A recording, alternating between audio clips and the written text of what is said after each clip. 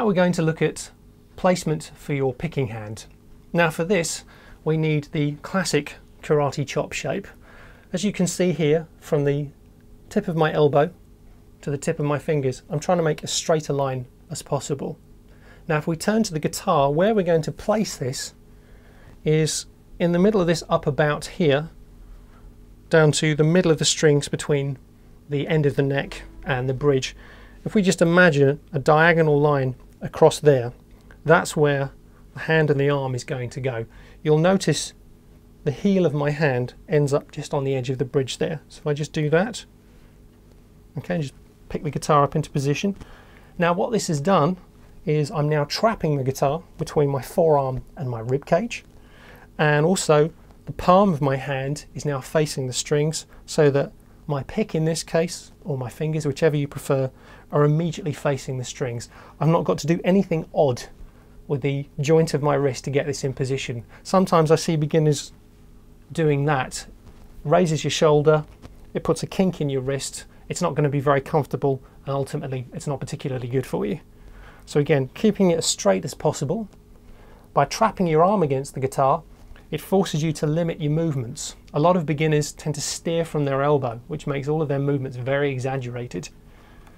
By keeping your arm there, it forces you to play from your wrist, and you can still cover every single string, but it means you've got a lot more control, and particularly when you want to play a little bit more quickly, it's no problem at all. Now by placing my hand here, and particularly back towards the bridge, it means that I've got somewhere to gently lean. It means if I want to mute the strings for rhythm purposes,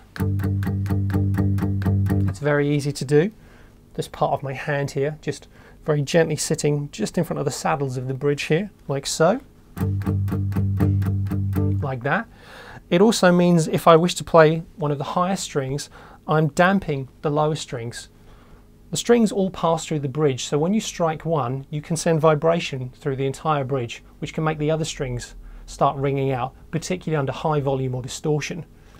So to keep clarity in what you're playing, let's say I want to play a note on the G string.